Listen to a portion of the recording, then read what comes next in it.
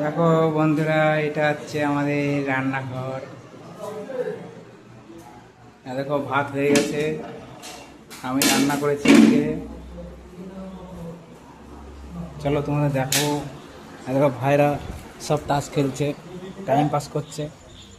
দেখো আজকে হবে মাছ, একবার ভেজেছি আর একটা আছে এখানে ভাজছি।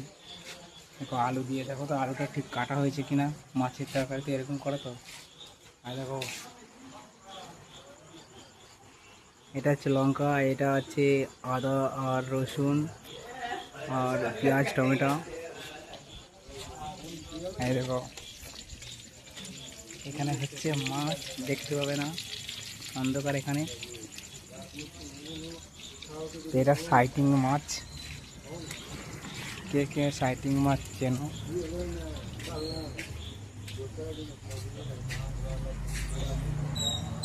আজকে কুক মেনে আমি, যেদিনকে আমার রান্নার পালি আসে সেদিনকে বৃষ্টি হয়, বৃষ্টি পড়ছে।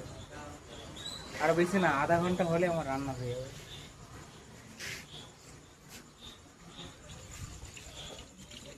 এর ভাড়া হয় না। ছেলেদের জীবন বড় কঠিন গো, বুঝতে পারছো বন্ধুরা? ছেলেদের জীবন খুব কষ্টের। এখন রান্না করতে করতে কটা বাজে? এখন বাজে 8:42। 8:42 বাজে। রান্না করতে করতে 11:30 বাজবে। একটু রেস্ট নেবো, খেতে গেলে 10টা। আবার ঘুমাও, আবার সকালে ওঠো, আবার সেই কাজ।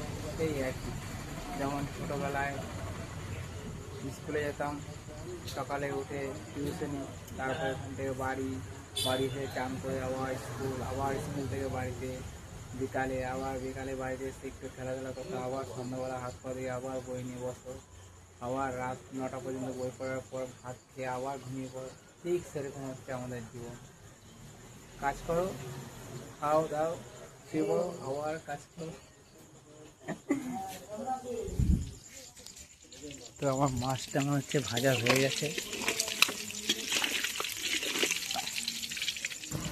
অন্ধকারের মধ্যে রান্না করতে হচ্ছে, বুঝতে পারছো কত কষ্ট। মাছটা বেশ সুন্দর ভাজা হয়েছে। এই 3বার রান্না করছি আমি, 3বারে আমার পালিতে মাছ নিয়ে আসছে। আর প্রথমে 2বার ভেঙে গেছে, কিন্তু আজকে আমি আর ভাঙিনি। দেখো কেমন হয়েছে, মনে হচ্ছে যে পুড়ে গেছে, কিন্তু পুড়েনি। এটা বেশ লাল লাল পড়া হয়ে গেছে, দেখেছো? হ্যাঁ দেখো, লাল লাল হয়ে গেছে। তো চলো তোমাদের আমি তরকারিটা শেষ পর্যন্ত দেখাবো, ঠিক আছে?